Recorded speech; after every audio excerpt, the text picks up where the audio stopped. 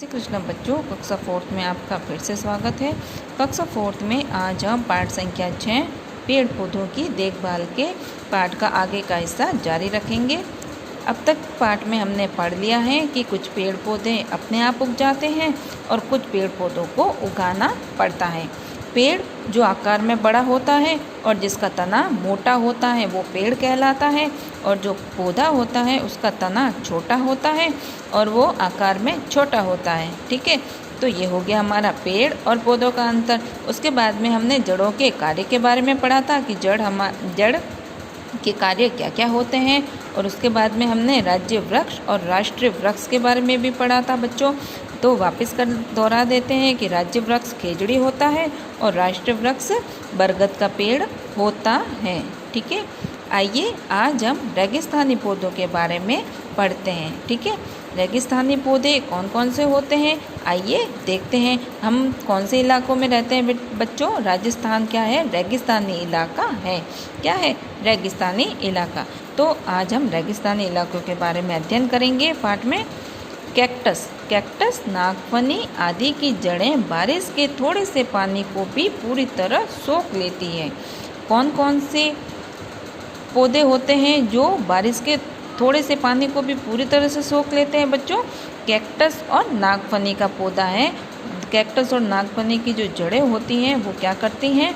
बारिश के थोड़े से पानी को भी पूरी तरह से सोख लेती है। तो इसीलिए ये रेगिस्तान में ही पाए जाते हैं और अपने आप से ये पौधे उग जाते हैं। इन्हें जहाँ खेती की जाती है वहाँ पे कैक्टस या नागफनी आदि पौधों को नहीं उगाया जाता है और ना ही उन्हें वहाँ उगने दिया जाता है। अगर वो पौधे वहाँ उगेंगे तो क्या होगा बच्चों?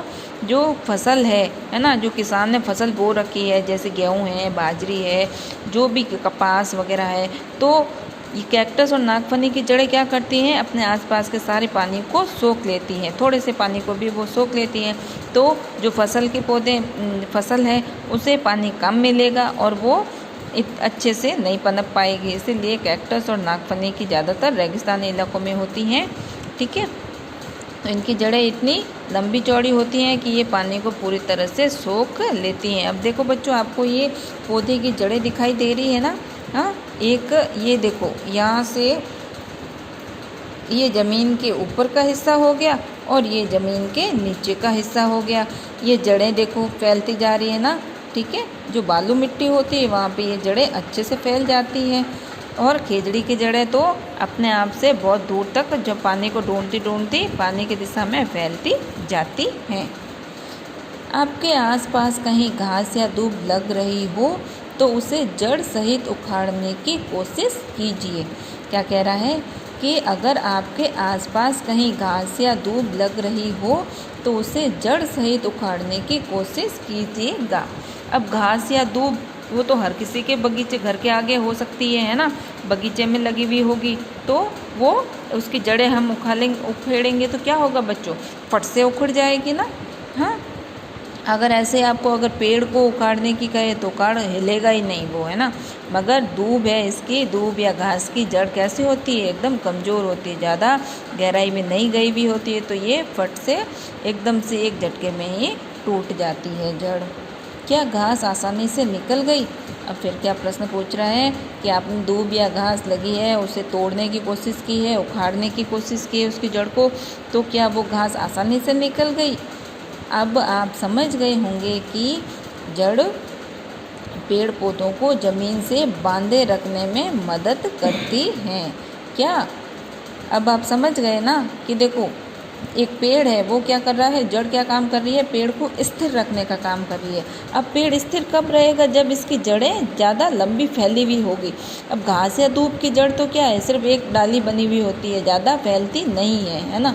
मगर जो जैसे जैसे पौधा बड़ा होता जाता है तो जड़ें भी फैलती जाती हैं, और जब जड़ें फैल जाती हैं तो ज़मीन में अच्छी अपनी पकड़ बना लेती हैं, और उसी पकड़ की मदद से पौधा स्थिर रहता है और पेड़ पौधों को ज़मीन से बांधे रखने में जड़ मदद करती हैं।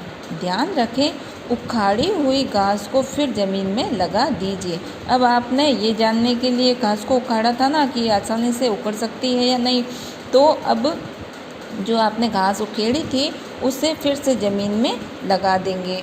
है ना। इसी तरह अपने आसपास किसी सूखे हुए पौधे को जड़ सहित उखाड़कर उसकी जड़ों को देखिए।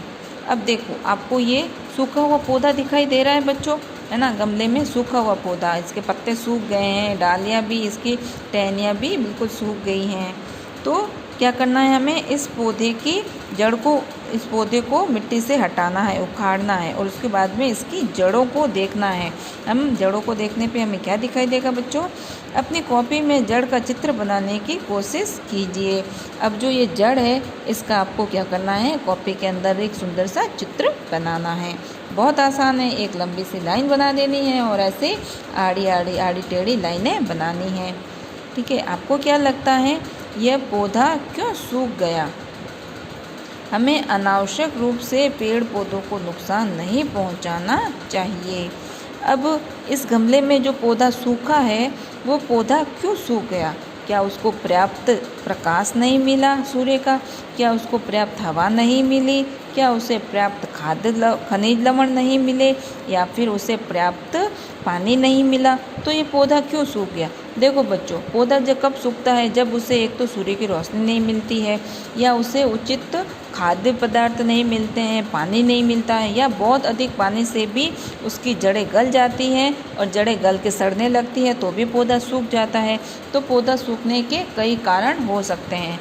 तो हमें जिस तरह से हमें भूख लगती है खाने के लिए ना, सुबह लगती है, दोपहर में लगती है, शाम को भी लगती है, वैसे ही पौधों को भी, पेड़ पौधों को भी पानी आवश्यक है, खनिज पदार्थ भी बहुत आवश्यक है। अगर पेड़ पौधों को उचित हवा नहीं मिले, उचित पानी नहीं मिले, उचित मात्रा में खनिज लवण नहीं मिलेगा, तो पेड़ पौधे भी क्या होंगे, मुरझा जाएंगे, और मुरझा जाने के बाद में सूख के जल जाएंगे। तो जैसे हमें शरीर में, हमारे शरीर को स्वस्थ रहने के लिए पोषक तत्वों की आवश्यकता होती है, उसी प्रकार से पेड़ पौधों को भी स्वस्थ रहने के लिए, बड़ा होने के लिए खनिज लवण की आवश्यकता होती है। तो हमेशा याद रखिए बच्चों, पेड़ पौधों को हमें अनावश्यक नुकसान नहीं पहुंचाना है। हमें अगर ज़रूरत नहीं है तो उन पेड़ पौधों की पत्तियों को नहीं तोड़ना है, और उन्हें समय समय पे पानी देते रहना है, और उनकी उचित देखभाल करते रहना है। ठीक है बच्चों, नुकसान नहीं पहुंचाना। पेड़ पौधे हमारे सच्चे दोस्त हैं। सबसे ज़्यादा हमें फ़ायदा कौन पहुंचाते हैं? पेड़ पौधे पहुंचाते हैं। पेड़ पौधों का हम जितना उपयोग ले सके हम लेते हैं, मगर पेड़ पौधे बदले में हमसे क्या मांगते? कुछ नहीं मांगते, थोड़ा सा पानी मांगते और थोड़ी सी देखभाल मांगते हैं, बस। उसके अलावा पेड़ पौधे हमें हवा देते हैं, हमें हवा देते हैं, हमें जड़ी बूटियाँ देते हैं, हमें फल देते हैं, हमें फूल देते हैं, हमें ऑक्सीजन देते हैं, हमें छाया देते हैं। इतना सब कुछ देने के बाद भी वो हमसे क्या मांगते हैं? सिर्फ उचित देखभाल, उसके अलावा कुछ नहीं मांगते ना बच्चों। तो हमें हमेशा पेड़ पौधों से दोस्ती रखनी चाहिए और इन्हें अनावश्यक नुकसान नहीं पहुंचाना चाहिए। जय श्री कृष्णा बच्चों।